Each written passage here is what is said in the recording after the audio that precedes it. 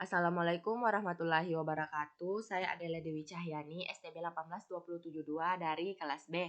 Di sini saya akan presentasi tentang sistem operasi mobile dari mata kuliah teknologi mobile. Yang pertama-tama itu pengertian dari sistem operasi mobile, yaitu suatu sistem operasi yang mengontrol sistem dan kinerja pada barang elektronik yang mobile, mirip dengan fungsi Windows dan Linux pada desktop PC. Sistem operasi mobile memiliki banyak kesamaan dengan sistem operasi konvensional. Perbedaan mendasarnya itu ada dua hal, yaitu komunikasi dan desain antarmuka. Sistem operasi perangkat lunak memodelkan sumber daya, merekatkan hardware dengan software esensial. Kemudian lingkungan operasi hardware, komponen fisik komputer, software adalah sekelompok program yang mengeksekusi instruksi pada hardware. Baik hardware maupun software tidak dapat memiliki sistem operasi, tidak dapat melihat sistem operasi. Seperti hardware menjalankan satu set instruksi yang telah ditanamkan ke memorinya. Software memanfaatkan API atau Application Programming Interface, dan sistem operasi berperan sebagai perantara. Selanjutnya, contohnya itu misalkan di perpesanan seperti ini model strukturnya: hardware, operation system, dan software. Selanjutnya, sistem operasi yang baik, ciri-cirinya itu: satu, robustness atau handal dan toleran terhadap masalah. Kedua, scalability, yaitu mampu menerima sumber daya baru ketika sumber daya tersebut ditambahkan ke sistem. Selanjutnya, extensibility, yaitu mampu beradaptasi dengan teknologi baru.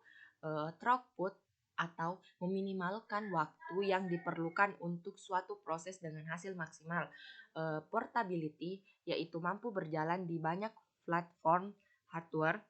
Dan terakhir, security, yaitu mampu menghalangi pengguna dan proses yang tidak berhak mengakses data dan service. Selanjutnya, tantangan sistem operasi mobile. Sistem operasi untuk perangkat genggam dan ponsel memiliki tantangan tersendiri, seperti lebih terbatas, contohnya itu memori kecil, penyimpanan kecil, dan prosesor yang lambat. Kedua, sumber daya lebih rentang. Ketiga, konsumsi daya harus rendah. Keempat, harus mampu menangani komunikasi. Selanjutnya itu struktur kernel. Kernel adalah program dan data yang biasanya dalam bentuk tabel, inti dari sebuah sistem operasi. Beberapa tipe kernel, yaitu monolitik atau semua fungsi sistem operasi dan abstraksi hardware ditambahkan dalam kernel itu sendiri. Contohnya seperti Linux. Mikrokernel adalah hanya mengimplementasikan sebagian kecil fungsi dan model hardware. Banyak fungsionalitas lain yang disediakan oleh aplikasi server yang berjalan di luar kernel, seperti Symbian. Hibrida atau seperti mikrokernel, namun beberapa fungsi aplikasi luar diimplementasikan di dalam kernel karena alasan performa. Selanjutnya, ini contoh struktur struktur kernel monolitik, yaitu seperti user software, kemudian ke kernel dan hardware. Begitupun sebaliknya, karena seperti yang kita lihat di sini, panahnya itu timbal balik. Kemudian struktur mikrokernel seperti ini. Strukturnya user software, kemudian ke servers, kemudian ke kernel, kemudian ke hardware. Begitupun sebaliknya, karena arah panahnya juga bolak-balik. Kemudian struktur hibrida, seperti ini strukturnya, seperti yang kita lihat.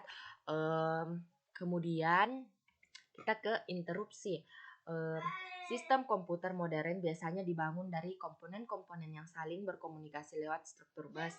Setiap device terhubung dengan bus sistem melalui sebuah pengendali atau controller. CPU adalah device pengendali utama. Interupsi adalah event yang dirancang untuk menarik perhatian hardware, software, ataupun keduanya. Selanjutnya, masih di interupsi bagian kedua, yaitu sistem operasi juga menggunakan sistem interupsi. Terdapat beberapa jenis interupsi. 1. Interupsi ketika terjadi error. 2. Interupsi yang menyebabkan sistem operasi melakukan sesuatu, misalkan mematikan sistem.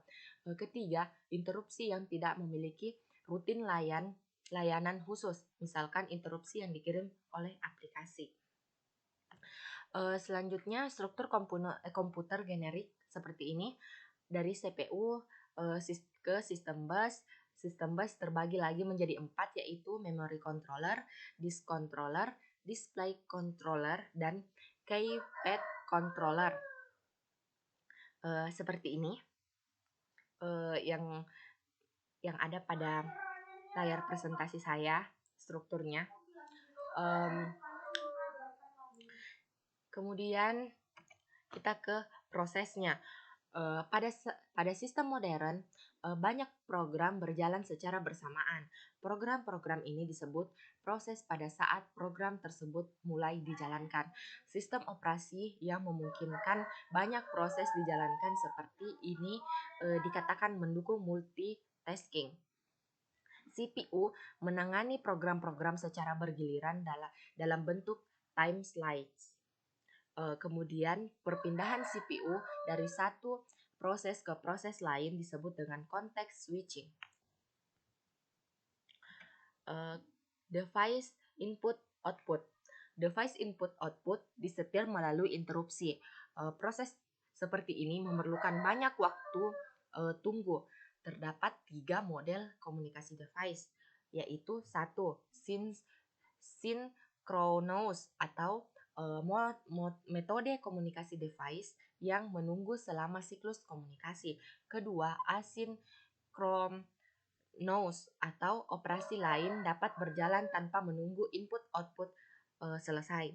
Ketiga, DMA atau device akan melakukan input-output sendiri, mengisi sebagian memori, dan memberi tanda kepada sistem operasi bila transfer data selesai. Kemudian masih sama. Ini yang tadi, yang 3 model komunikasi device. Begini tabel-tabelnya. Ada synchronous dan asynchronous.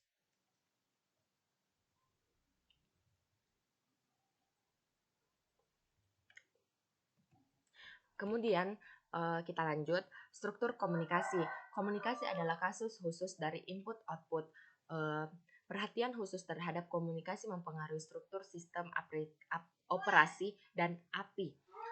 Kemudian pada level terendah, komunikasi adalah aliran data biner yang melalui device input-output fisik yang terhubung dengan komputer. Kemudian, sebagian besar komunikasi memerlukan protokol yang perlu dijalankan melalui antarmuka device tertentu. Selanjutnya, beberapa sistem operasi mobile. Nah, yang pertama itu Symbian. Nah, Symbian OS atau operating system bisa dibilang merupakan sistem operasi operasi mobile paling tua. Beberapa slide sebelumnya berapa kali menyebutkan tentang Symbian ini. Nah, seperti yang saya jelaskan tadi, bisa dibilang ini merupakan sistem operasi mobile paling tua. Diketahui bahwa sistem operasi ini dikembangkan oleh Symbian Limited dan diluncurkan pada tahun 1998 lalu. Sistem operasi ini banyak digunakan di ponsel-ponsel besutan Nokia zaman dulu.